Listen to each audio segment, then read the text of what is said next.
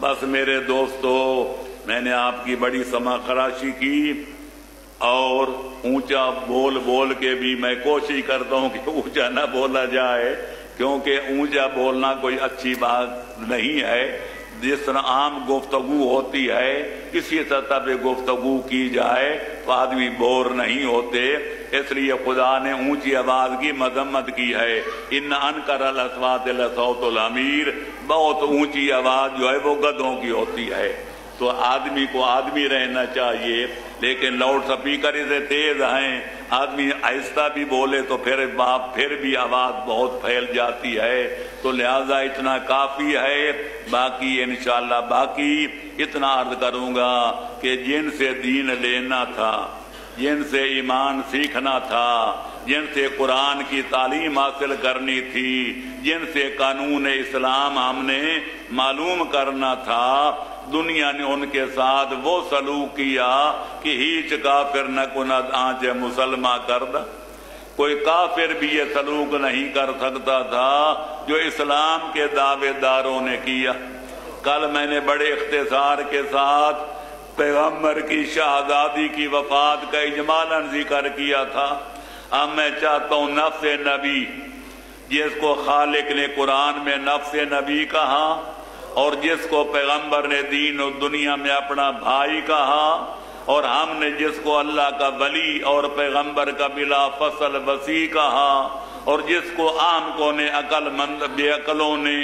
رب کی جگہ رب العالمین کہا، اس حیدر قرار کے ساتھ جو سلوک کیا گیا وہ بھی حضرت امام حسین کی شہادت کا ایک پیش خیمہ تھا۔ کوئی سوچ سکتا تھا کہ حیدر قرار جیسا اسلام کا خادم، اسلام کا ناشر، اسلام کا مجاہد، اسلام کے جھنڈے گاڑنے والا، اس کفر کے جھنڈے اکھیڑنے والا، پورے 23 برس پیغمبر اسلام کا ساتھ دینے والا مسجد میں جائے گا، حالت نماز میں ہوگا، حالت روزہ میں ہوگا، خالق اکبر کی بارگاہ میں سجدہ کر رہا ہوگا کہ ظالم ان کے سر پر ایک ایسی تلوار کا وار کرے گا کہ سر اقدس کے 2 ٹکڑے ہو جائیں گے۔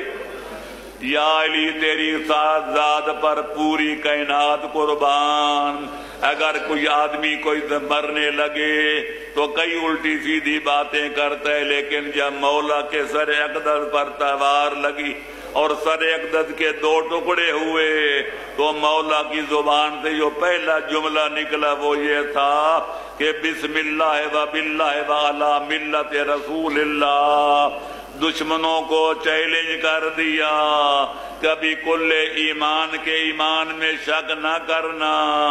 جب میں پیدا ہوا تھا تو قرآن کی تلاوت کی تھی، اور آج جب اللہ کی بارگاہ میں جا رہا ہوں تو اپنے ایمان کا اظہار کر کے جا رہا ہوں۔ اس کے بعد دوسرا جملہ جو حیدر قرار کی زبان حق ترجمان سے نکلا وہ یہ تھا کہ فزت برب الکعبہ، مجھے کعبہ کے رب کی قسم علی آج اپنے مقصد میں کامیاب ہو گیا۔ امام حسن آگے بڑھے، دیکھا کہ مولا کا سر اقدس 2 ٹکڑے ہو چکا ہے، خون بہ رہا ہے، مولا خاک جو ہے مسجد کوفہ سر میں ڈال رہے ہیں۔ تو شہزادوں نے چادر بچھائی، اپنے زخمی بابے کو چادر پہ لٹایا، ایک طرف سے حضرت امام حسن نے پکڑا، دوسری طرف سے امام حسین نے، حضرت ابو الفضل العباس نے سہارا دیا۔ جب گھر میں لے گئے دعا کرو کسی عظیم باپ کی عظیم بیٹیاں اپنے بابے کو اس حالت میں نہ دیکھیں۔ علامہ مجلسی نے جلاء العیون میں لکھا ہے کہ جب شہزادیوں کی نظر اپنے بابے کی اس حالت میں پڑی تو اتنا زار و قطار رونا شروع کیا کہ آسمان کے فرشتے بھی رونے لگ گئے، کیونکہ پہلے اپنی مادر گرامی کا صدمہ سہ چکی تھی، نانے کی جدائی برداشت کر چکی تھی، اب جناب امیر ان کے نانا بھی تھے، ان کی ماں بھی تھے اور ان کے باپ بھی تھی۔ جب ان کا سایہ سروں سے اٹھ گیا تو بیویوں نے اتنا بلند آواز میں گریہ کیا کہ آسمان کے فرشتے بھی رونے لگ گئے۔ حیدر کرار نے آنکھیں کھولی، دیکھا میری بیٹیاں بلند آواز میں رو رہی ہے اور دروازے پر میرے صحابی کھڑے ہیں۔ فرمایا حسن بیٹا میرے قریب آؤ۔ امام حسن کو بلایا، فرمایا دروازے پہ چلے جاؤ، میرے اصحاب سے کہو اپنے اپنے گھروں کی طرف روانہ ہو جاؤ، کیونکہ مولا یہ برداشت نہ کر سکے کہ میری شہزادیوں کے رونے کی آواز میرے صحابیوں کے کانوں میں نہ پڑ جائے۔ میں اتنا عرض کروں گا، او میرا مجسمہ غیرت امام، او میرا غیور امام، آج تو آپ اتنی بات برداشت نہ کر سکے کہ آپ کی شہزادیوں کے رونے کی آواز آپ کے صحابیوں کے کانوں میں نہ پڑ جائے۔ یا علی مجھے اتنا فرماؤ، اس وقت جنت میں آپ کی کیا حالت ہوئی ہوگی جب یہی آپ کی شہزادیاں ہوں گی، یہی کوفے کا دربار ہوگا، تیری شہزادیوں کے سر پر کوئی چادر نہیں ہوگی، اور بیویاں جب دربار میں آئیں گی تو جناب زینب عالیہ ایک طرف بیٹھ جائیں گی، اور ظالم دربار کا مالک پوچھے گا من ہذہ، یہ بی بی کون اور وہ بی بی کون؟ میں کہا کرتا ہوں اے کاش کے قیامت کا زلزلہ آ جاتا، اے کاش کے کوفہ برباد ہو جاتا، اے کاش کے لوگ اندھے ہو جاتے، پر حیدر کرار کی شہزادیوں کا یہ منظر نہ دیکھتے اور یہ بات نہ سنتے کہ درباری کہہ رہے تھے ہذہ زینب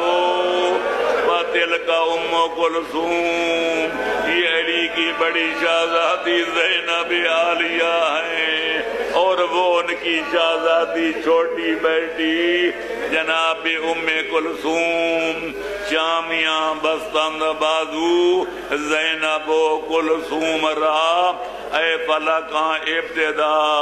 ای انتہائے اہل بیت۔ اگر ایسا نہ ہوتا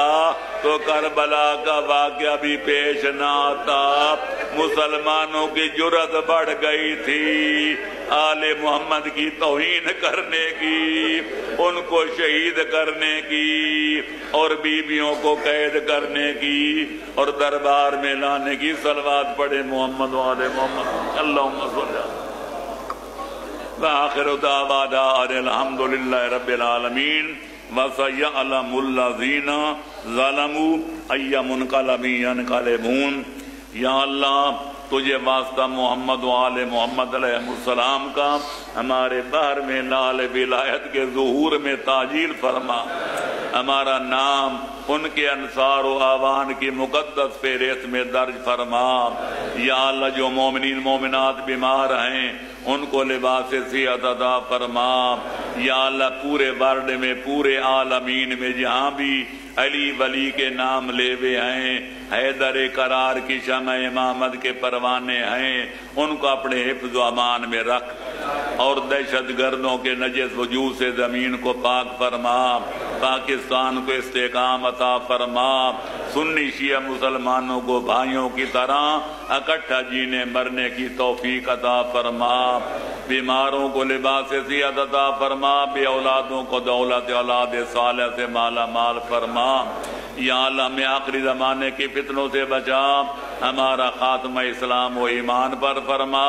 ہمارا حشر نشر چہاردہ معصومین کے سچے غلاموں کے زمرے میں فرما۔ یا اللہ جس قدر حاضرین مجلس ہیں سب کے حاجات شرعیہ برلا، اور خاص طور پر بانیان مجالس ان کے توفیقات خیر میں اور مزید اضافہ و ازدیاد عطا فرما۔ یا اللہ ساری دنیا کو خواب غفلت سے جگا تاکہ ہر قوم پکارے کہ ہمارے ہیں حسین، اور ہم حسینیوں کو مقصد شہادت حسین کے سمجھنے اور عمل کرنے کی توفیق عطا فرما، تاکہ افعال یزیدی مٹ جائیں، مظلوم سے الفت پیدا ہو، اس واسطے ان کے درد بھرے احوال سنائے جاتے ہیں۔ یا اللہ ہمارا خاتمہ اسلام و ایمان پر اور